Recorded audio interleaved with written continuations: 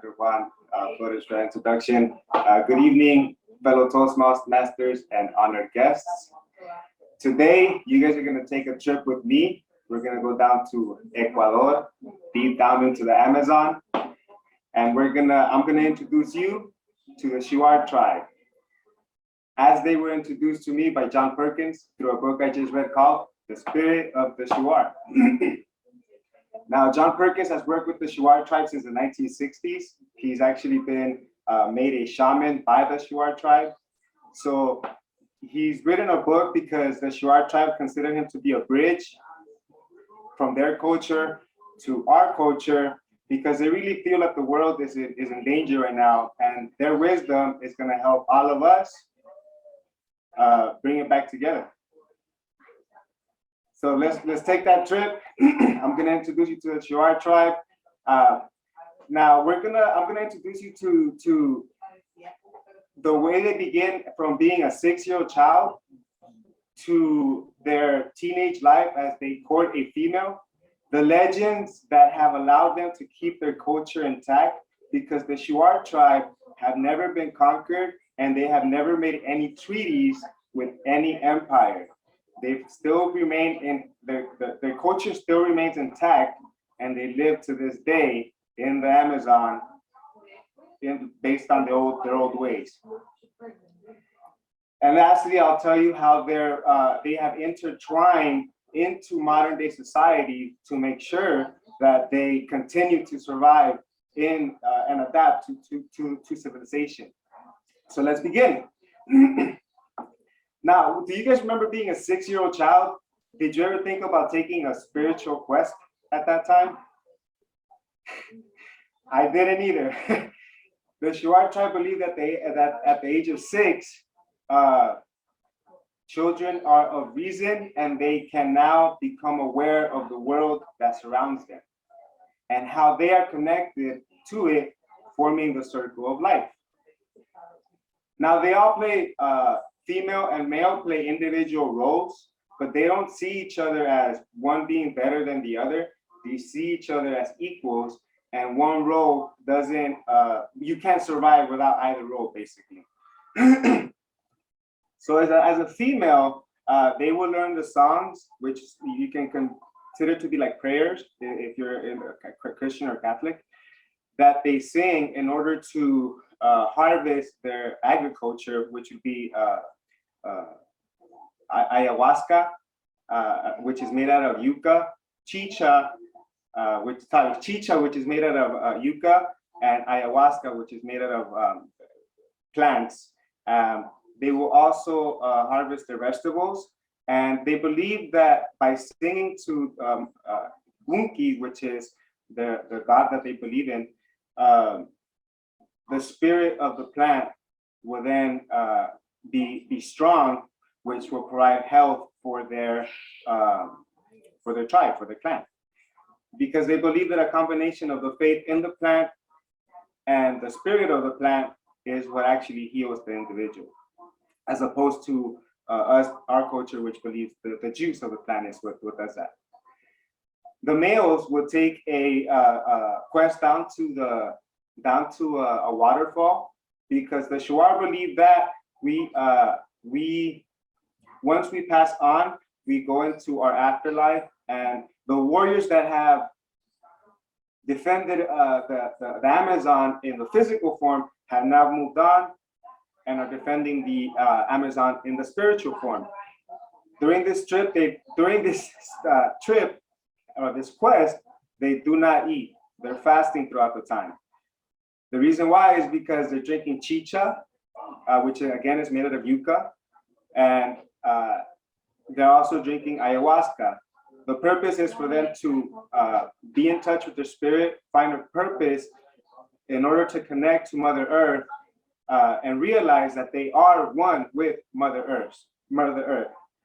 The elders will then tell them stories, legends of warriors past, which passes on with the Shuar called Arutan. Now that what translates to us would be like courage or pride. That's not the literal translation, but just so you get an idea.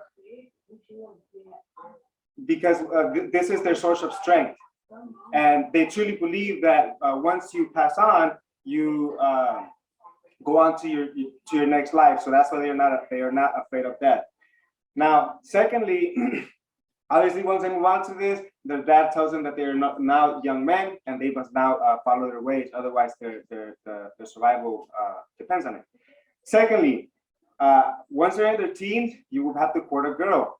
The way that they would do it is by sending the young man would make a trek down the Amazon down to however distance he must travel across rivers, and he will live with the tribe that he intends to marry into the family to demonstrate that he can support a family, and he will then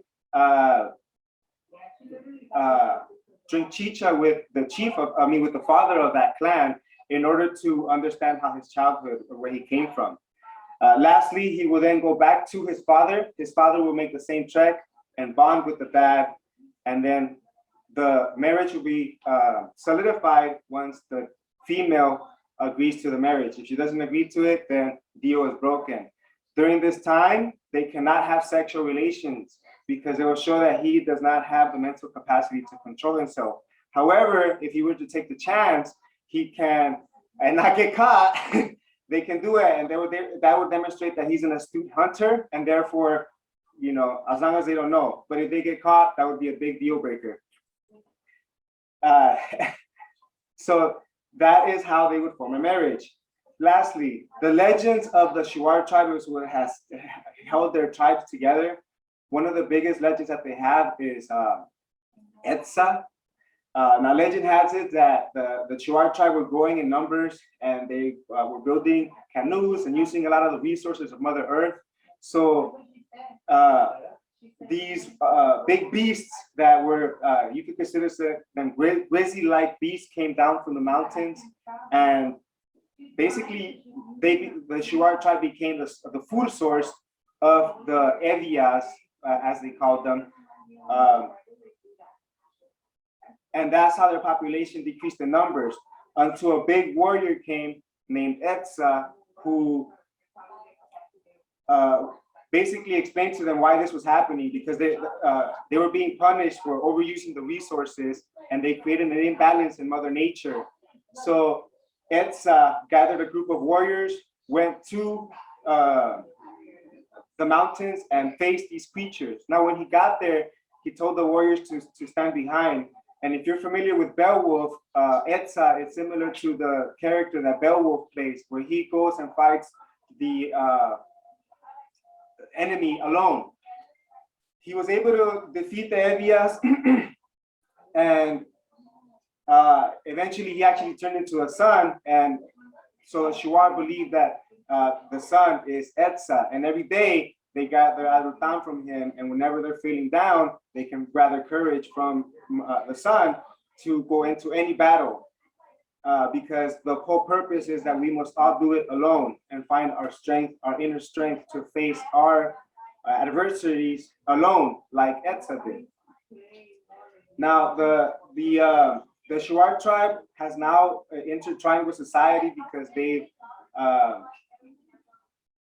allowed their children to study abroad, and they leave it up to the children whether they want to come back to the jungle or not. Most of them return. Some of them end up adapting to society and never return.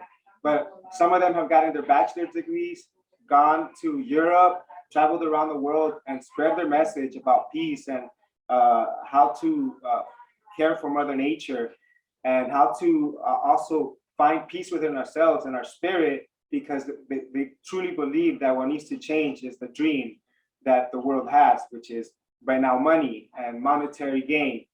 One of their biggest sources of strength is women, because they feel like women control the men, because our natural way of being is to create and destroy. And if we don't have that need to do that, then the world would be a better place, basically. They also consider war to be an end to a source of population control. So they gather positives from it. I wanted to share this because I hope I've gathered, I painted a different picture from natives as it's painted from society.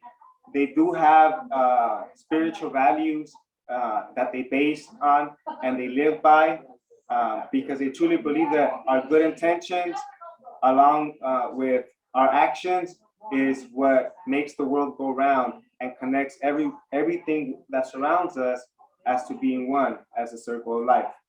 Thank you.